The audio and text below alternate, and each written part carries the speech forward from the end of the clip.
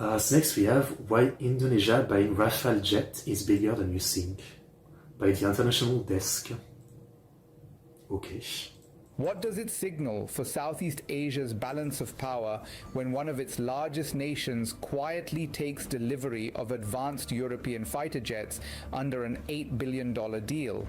And why could 3 aircraft on a runway matter far beyond Indonesia's borders? If this upgrade proceeds smoothly, it reshapes Indonesia's military credibility and diplomatic leverage. But if it falters or triggers reactions from rivals, it could alter procurement races, alliance calculations, and regional security dynamics across the Indo-Pacific. This video explains what Indonesia's first Rafale deliveries reveal about shifting power, strategy, and risk. On Friday, Indonesia received 3 Rafale multi-role fighter jets from France, marking the first physical handover from a deal signed in 2022 and expanded last year. The aircraft were transferred to the Indonesian Air Force and stationed at Rosman Nurjadin Air Base in Pekanbaru on Sumatra. This step converts a headline-grabbing contract into operational reality and signals the beginning of a long-planned overhaul of Indonesia's aging. I mean, it's a nice-looking plane, but what's she gonna do with 3 planes? I don't know. Air fleet. The scale of the deal is substantial.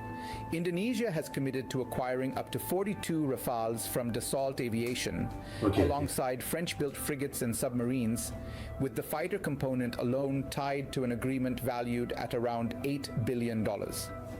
For Jakarta, this represents one of the most significant defense procurements in its modern history, aimed at replacing aircraft that entered service decades ago and face rising maintenance and capability limits. To understand why this matters, you have to look at Indonesia's strategic position. The archipelago spans more than 17,000 islands, sits astride key sea lanes linking the Indian and Pacific Oceans, and borders regions where major powers' interests increasingly overlap. Air power is central to monitoring vast airspace, deterring incursions, and responding rapidly to crises across this geography. Yet Indonesia's Air Force has long relied on a mixed inventory of older platforms, creating gaps in readiness and interoperability. France's role is equally important. Paris has become Indonesia's largest arms supplier in Southeast Asia, using defense exports to deepen strategic ties. I'm just pretty obvious, but I don't really know much about like the what country buys what military stuff from what country, you know. I don't really keep up with stuff like that. Beyond traditional partners. For France, the Rafale program supports its aerospace industry and reinforces its claim to be a serious Indo-Pacific actor with overseas territories, naval deployments, and diplomatic interests in the region. Crazy from the front. The current deliveries follow years of negotiation shaped by Indonesia's non-aligned foreign policy. Jakarta avoids formal alliances and instead diversifies partners to preserve strategic autonomy. That approach explains why, alongside the Rafales, Indonesia has evaluated US-made F-15EX jets, China's J-10 fighters, and, for the longer term, committed to purchasing 48 Khan 5th-generation jets from Turkey. Those aircraft still under development. It still looks pretty cool too. I was gonna say, I guess, you know, they made a good choice because if they had tried to buy the US one, made the deal like a couple years ago, considering the current situation, I mean, damn. I think I had seen that, like, was it Canada that was trying to buy some maybe nuclear submarine from the US, but with the current, like, Trump bullshit, the whole thing is, like, falling apart or something, and now they're trying to buy somewhere else or something like that. So, good for Indonesia to not try to buy the F-15, and, you know, they might not have gotten them. Our plan to use General Electric F-110 engines already familiar from 4th-generation designs like the F-16. This diversified shopping list reflects both ambition and caution. Indonesia wants advanced capabilities, but also wants to avoid overdependence on any single supplier, especially in a world where sanctions, export controls, and political pressure increasingly shape arms transfers. The Rafale deal fits this logic. offering advanced sensors, weapons integration, and multi-role flexibility without tying Indonesia exclusively to US or Chinese supply chains. Recent developments underscore momentum. The 3 aircraft delivered are the first tangible proof that contracts are translating into hardware. Additional jets are expected later this year, though authorities have not specified numbers or timelines.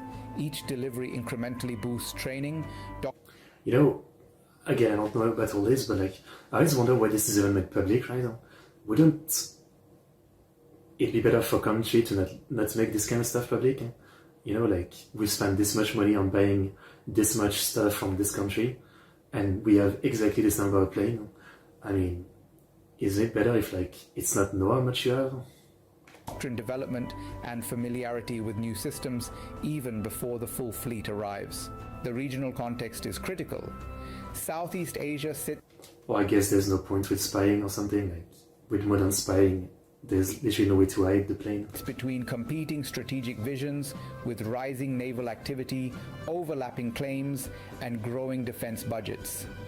Indonesia is not a claimant in the most contentious maritime disputes, but it has experienced friction near its exclusive economic zone and has an interest in credible deterrence without provocation.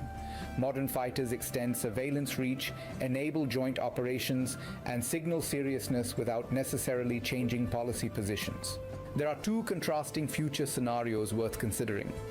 In the first, the Rafale program proceeds on schedule. Pilots transition smoothly, maintenance infrastructure develops, and follow-on deliveries expand operational squadrons. Combined with new naval assets and longer-term plans like the Turkish Khan, Indonesia gradually builds a layered air power capability. In this outcome, Jakarta gains diplomatic weight, greater confidence in crisis management, and enhanced ability to contribute to regional security dialogues on its own terms. In the second scenario, complications arise. Delays, cost overruns, or integration challenges slow deployment. Budget pressures or political shifts force renegotiation, while parallel programs compete for resources.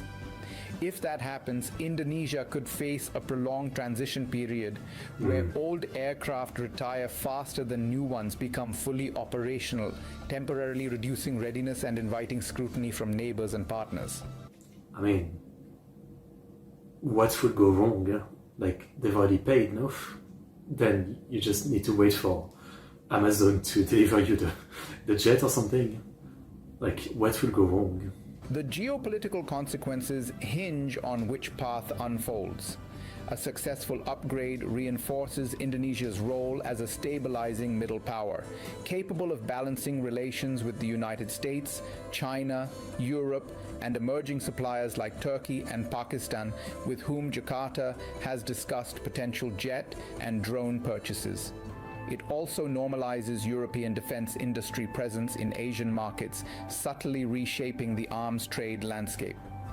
Conversely, setbacks could fuel perceptions that ambitious procurement outpaces institutional capacity, affecting confidence among partners and vendors. That perception matters in an era when defense cooperation increasingly includes technology transfer, training, and long-term support rather than one-off sales. Globally, this story connects to a broader trend. As uncertainty grows in major power relations, countries like Indonesia are hedging, diversifying suppliers, and investing in self-reliance without abandoning openness. The Rafale delivery is not just about 3 jets. It is about choices made under pressure, budgets allocated amid competing priorities, and signals sent to both friends and rivals. I have no idea of the political situation of Indonesia. I mean, we had watched a video about like the riots recently, but I mean in terms of like the neighbors and the relationship with the neighbors, right? So like what the threat situation is or whatever, I really have no context. As more aircraft arrive and training ramps up, attention will shift to how Indonesia integrates them into doctrine and regional exercises, how it balances multiple procurement streams, and how neighbors interpret its growing capabilities. The balance between deterrence and reassurance will depend less on the hardware itself and more on transparency, communication, and consistent policy. Okay, very nice. I don't really have too much to add. That's my field of expertise or anything, so nice plane. I don't really know what to say beyond that. Hopefully things go smoothly, and Deja has a lot of cool plane, and that deters any kind of conflict of any kind. Yeah, that's all I can say. So interesting.